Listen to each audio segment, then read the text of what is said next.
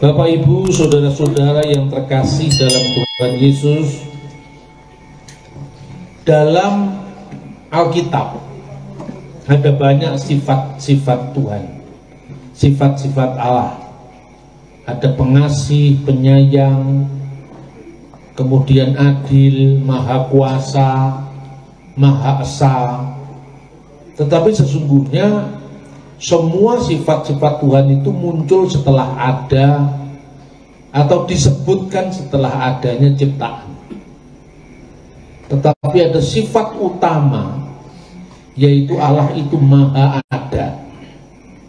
Karena itu ketika Musa diutus Tuhan, Musa mau menegaskan bagaimana tentang namanya, bukan siapa namanya. Tentang namanya itu berarti ada yang lebih dalam daripada sekedar menamakan Tuhan seperti nama Karol, nama Sadet, nama Bambang. Bukan itu maksudnya. Nama dalam budaya Ibrani itu ada 3 makna. Nama itu adalah identitas orang yang dinamakan. Nama juga adalah kuasa di balik yang dinamakan. Dan nama adalah pribadi yang hadir. Jadi bukan sekedar nama Tuhan itu misalnya harus disebut Yahweh atau siapa, enggak. Terbukti apa? Waktu membangun Menara Babel, apa yang dikatakan manusia ambisius ketika itu? Mari kita mendirikan bangunan yang tinggi, menara yang tinggi, supaya kita mencari nama. Ayo sekarang, apa sebelumnya belum dinamakan? Ya kan? Orang-orang yang membangun Menara Babel itu katakanlah kalau untuk ukuran Timur Tengah itu 20 tahun ke atas itu usia kekuatan.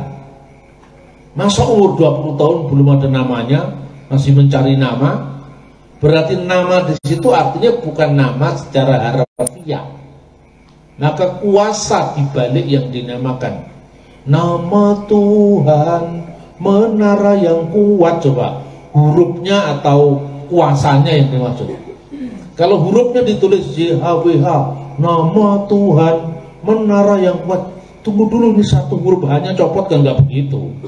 Sehingga tidak kuat lagi, tapi dibalik nama itu, yaitu kuasa yang menyelamatkan, kuasa yang menebus, kuasa yang membebaskan. Itulah yang ditanyakan oleh Musa, bagaimana tentang namanya. Dan Tuhan tidak memberikan namaku Yahweh, tidak, tapi deskripsi tentang nama itu, uraian tentang nama itu. Makanya dikatakan, katanya kepada Musa, aku adalah aku.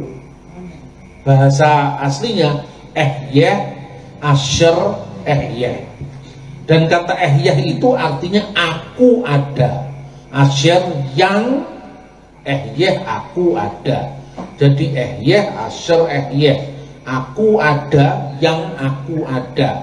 Aku adalah aku. Karena Tuhan itu maha ada.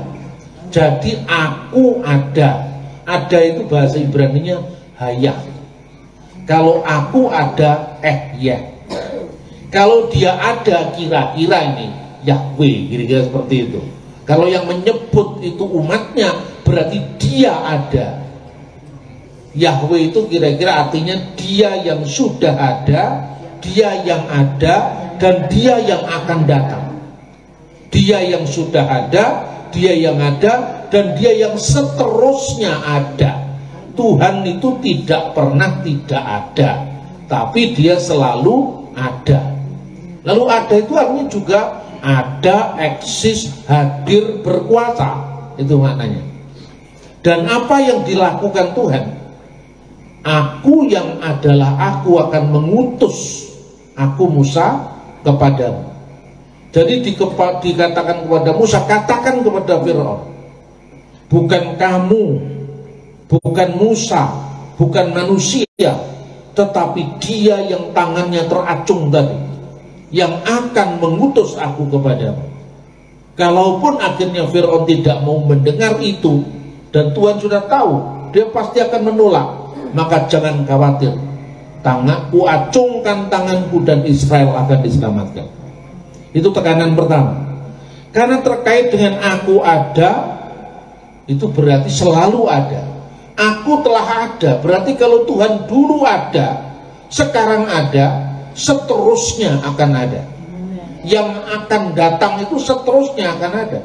Jadi kalau Tuhan dengan kuasanya yang dahulu membuat mujizat luar biasa, sekarang ini pun Tuhan juga membuat hal yang sama. Di masa yang akan datang pun Tuhan akan membuat hal yang sama. Itu yang ditekankan dengan istilah Asher Ehyeh. Lalu yang kedua, diungkapkan bahwa akulah Allah Abraham, Allah Ishak, Allah Yakub. Elohe Abraham, Elohe Yitzhak, Elohe Yaakov. Itu menekankan bahwa Allah yang kemarin disembah Abraham, Allah yang kemarin memanggil Abraham, adalah Allah yang sama dengan Allah yang disembah dan memanggil Ishak. Adalah Allah yang sama dengan Allah yang memanggil Yakub dan yang disembah Yakub.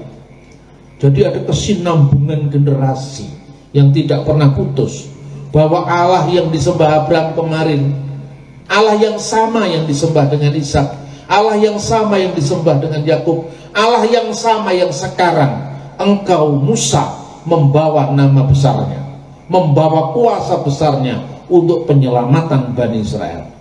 Jadi Abraham, Ishak, Yakub itu kan generasi. Generasi pertama, generasi kedua, generasi ketiga. Maka Tuhan itu adalah Allah segala zaman dan masa. Tidak hanya tergantung masa ini, tapi masa dulu, masa kini, dan masa yang akan datang.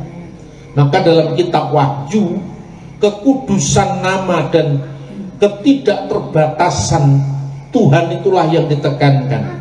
Akulah Tuhan, ya, yang maha kuasa, Alfa dan Omega, yang ada, yang sudah ada, dan yang akan datang. Alfa Omega artinya Tuhan itu yang mengawali, dan segala sesuatu Tuhan pula yang mengakhiri. Karena Dia sudah ada, Dia ada, dan Dia akan datang. Itulah yang masuk di dalam doa Yahudi yang namanya Adon Olam. Adon itu Tuhan, Olam itu kekal. Dan itu Tuhan tidak pernah tidak ada, Dia selalu ada. Tapi kalau umatnya seolah tidak mengakui keberadaannya, dia tidak menjadi ada bagi kita. Ibarat apa? Yang butuh kan kita. Nah kalau kita tidak memanggil Dia, ngapain Tuhan juga nggak butuh kita? Seluruh dunia ini menolak Tuhan, Tuhan tidak maha kecil.